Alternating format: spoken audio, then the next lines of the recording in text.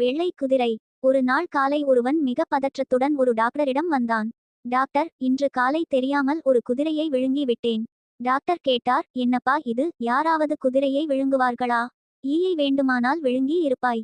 என்ன டாக்டர், குதிரைக்கும் ஈக்கும் வித்தியாசம் தெரியாதவனா நான்? குதிரை வயிற்றில் இருந்து கொண்டு உதைக்குது. ஏதாவது உடனே செய்யுங்கள் என்றான் வந்தவன். மனோதத்துவ ரீதியில் தான் இவரை குணப்படுத்த வேண்டும் என முடிவு செய்த டாக்டர் உடனே அறுவை சிகிச்சைக்கு ஏற்பாடு செய்தார். அறுவை சிகிச்சை அறைக்கு அழைத்து சென்று மயக்க மருந்து கொடுத்தார். தனது உதவியாளரை கூப்பிட்டு பக்கத்திலுள்ள குதிரை பயிற்சி நிலையத்திலிருந்து ஒரு குதிரையை வாடகைக்கு எடுத்து வந்து நோயாளி இருந்த அறை ஜன்னலுக்கு அருகில் இருந்த ஒரு மரத்தில் கட்ட ஏற்பாடு செய்தார். மயக்கம் தெளிந்து அவன் எழுந்தபோது, டாக்டர், இதோ இந்த குதிரை தான் உன் வயிற்றில் இருந்தது. அதை அறுவை சிகிச்சை மூலம் வெளியே எடுத்து விட்டேன்.